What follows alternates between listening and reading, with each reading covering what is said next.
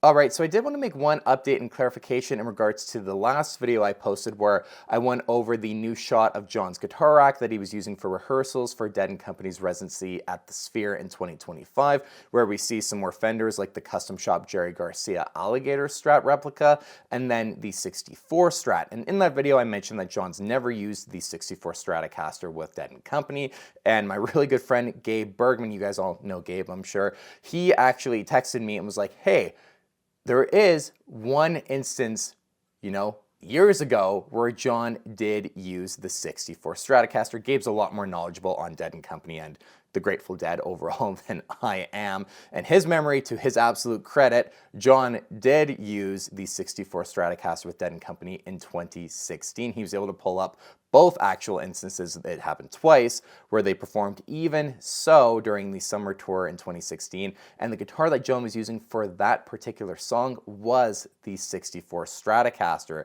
So kind of cool to see this guitar in the context of Dead & Company. So massive shout out to my buddy Gabe, who actually was able to clarify and bring up this amazing footage too. Really great footage of John with the 64 Stratocaster on July 2nd, 2016 in Boulder, Colorado. Of course, to make it interesting, let's take a listen to some of the solo and then I'll briefly run down the rig that John was using at this point.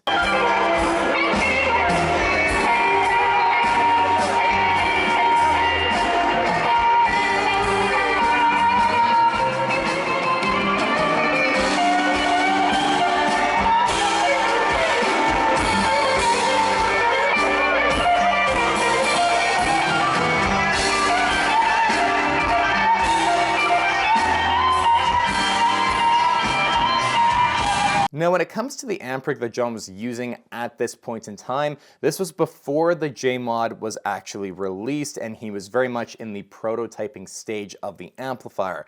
There were multiple PRS amps that you'd see him using on stage with Dead & Company, and it was kind of rotating a little bit around. You'd see more of what we called the PRS V9 amplifier, which was basically J-Mod prototypes in a different enclosure. Then you'd start to see something that looked like this, where you'd actually get something that resembled a lot more of the actual J-Mod head shell in terms of what it would look like.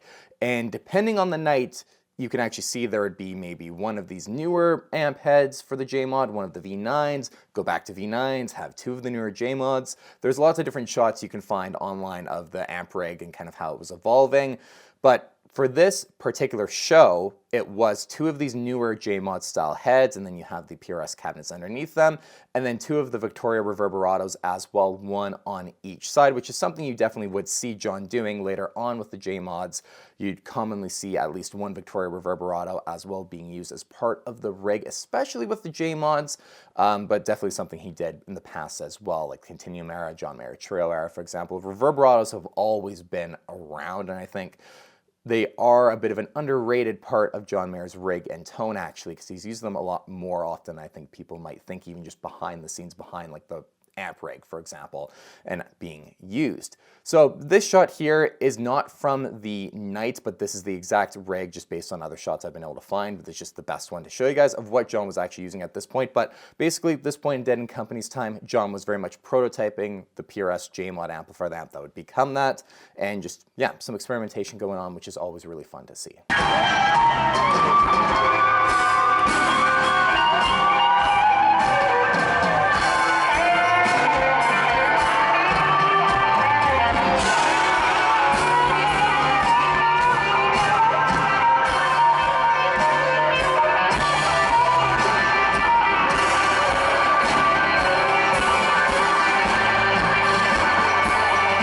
And when it comes to the pedal board that John was using at this time with Dead & Company, this is the shot we have here, and I'm sure a lot of you guys are familiar with this one because it's kind of become a bit of an infamous board shot of John's because it's one of the better ones we've had in recent years where it's just like a dead-on shot of the pedal board. And even though this board I don't think is that like relevant in terms of the John Mayer space, it feels like it's one that a lot of people come back to, but I think just because it's one that we've seen just a lot because of its, you know, high qualityness, and, you know, you can actually see the settings on the pedals that John was using and stuff, which you definitely don't get very often, especially in modern times. One thing that's cool though about this board is that I believe this is the earliest case of us actually seeing John using that larger trailer trash physical pedal board that got a lot more famous during the 2019 World Tour when John had this massive 3-tiered pedal board. You'd see the same setup for Sob Rock, you'd see it for Dead & Company's final tour, their residency in the Sphere in 2024, and then assuming, you know, the same thing for 2025. But this is, I believe, the first time you've actually seen him using it, but it's only kind of like 2 rows. Of course, the TES takes up a ton of space, same with the WAs and everything, but kind of the first and earliest point you can see John using the larger trailer trash pedal board that would become that 3-tiered board. You can see some like the holes that are drilled into the surface of the board as well for routing cables and power and things like that, which is pretty cool. But the pedal board starts off with the Ernie Ball Volume Pedal Jr., then the Real McCoy Custom RMC8. This wah pedal was a lot more well known for being the wah that John was using during the Born and Raised in Paradise Valley eras, into the Boss TU3, followed by the Keeley Katana version 1, into the Klon Centaur, followed by the Electro-Harmonix Q-Tron Plus, and then the Strymon OB1 compressor, which is one that we've only ever seen John using on this incarnation of the pedal board, I believe, with Dead & Company. So kind of a cool choice that John was using for this point in time, and I kind of been wanting to get one just because of the like Star Wars reference in the name. Is pretty cool. Then up to the Boss OC3, and then this is where the pedal board actually goes from left to right instead of right to left. On the back row of the pedal board, you can see all the cables kind of jump over a little awkwardly. So the Boss OC3 goes into the MXR Script Phase 100, then it goes into the TS10, followed by the Way Huge Aquapus Mark 1, then going across into the Strymon Flint, then the Pete Cornish TES. The only other thing really worth noting about the board here is that there are 2 acoustic tuners that are TU3s as well, just kind of on the top right of the board. But you can see kind of how this would transition into that larger 2019 World Tour physical pedal board, because there is a ton of space in between the first row and the second row. But like I said earlier, the Pete Cornish TES and then the Real McCoy RMC8 all take up a lot of physical space on the pedal board. So the way that would work, it obviously wouldn't work in 3 rows, but you could see kind of why, even for spacing reasons, John would later transition to start using the Exotic XW1, because it's got that little bit of a smaller footprint, but still it feels like you get like the throw of a regular sized wah with your foot. Like you still get all the ergonomics of using like the foot pedal part of it. So you can see kind of where the transition happened there, but very cool. Just this version of the board. Anyways, you guys, I just thought to make a quick kind of amendment to that video before and highlight really like the only 2 times John has actually used the 64 Strat with Dead & Company in the past.